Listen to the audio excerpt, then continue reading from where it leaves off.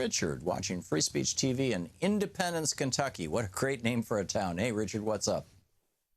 Tom, I have a question that goes back a ways, but I was wondering if you might explain how corporations, for the sake of litigation, attain the status of an individual, and that status with Citizens United and voter suppression. It seems like the deck is irrevocably stacked. Yeah. The top 10%. Yeah, I'll give you. I wrote a book about this actually. It's titled "Unequal Protection," and I'll give you the 3-minute version here, Richard.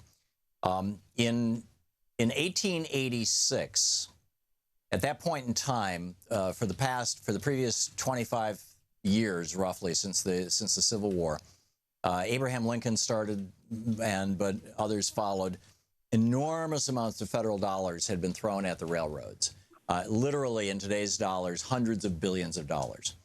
And the consequence, and the reason why was largely to fight the Civil War, to get war material around. You know, they crossed the continent and all that in the mid 1860s.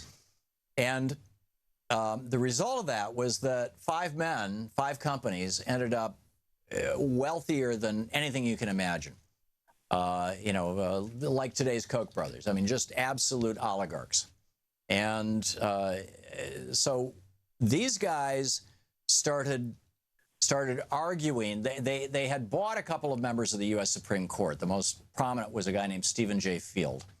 And back in those days, the circuit courts were one-judge courts, and the judge was a member of the Supreme Court. The Supreme Court met for a month or two in D.C., and then the rest of the year, their members went out to the various circuits and did what's called riding the circuit. They were these judges.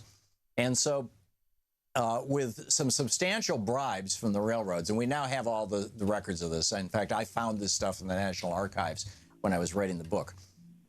Stephen J. Field was being promised by the railroad barons, Jay Gould and these other guys, that if he could get them the rights of persons under the 14th Amendment, which was passed in the 1870s, which says that no person shall be denied equal protection under the law. It doesn't say no natural person.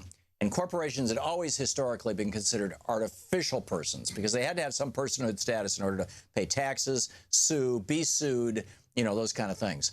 That because the 14th Amendment didn't say natural person, that it included corporations. This was litigated in a case called Santa Clara County versus Southern Pacific Railroad, and the court ruled against the railroad. But in the head note written by John Chandler Bancroft Davis, who was the clerk of the court at the time and formerly the president of the B&O Railroad, in the head note, the comment, which has no legal standing, he wrote, this clerk of the court wrote, that the court had ruled that corporations were persons. And that head note has been cited 34 times in other Supreme Court decisions over the years, including in Citizens United. So the doctrine that corporations are persons literally never had a genesis. It never had an actual decision. But once it was put into law, as it were, and it really became consequential law in the 1890s, the first time the Supreme Court cited, because the Supreme Court can cite Donald Duck. It doesn't matter what they cite. It matters how they decide. When they cited that head note, that became the law of the land. And then Citizens United, of course, and a number of other decisions radically expanded it. Richard, thanks for the call.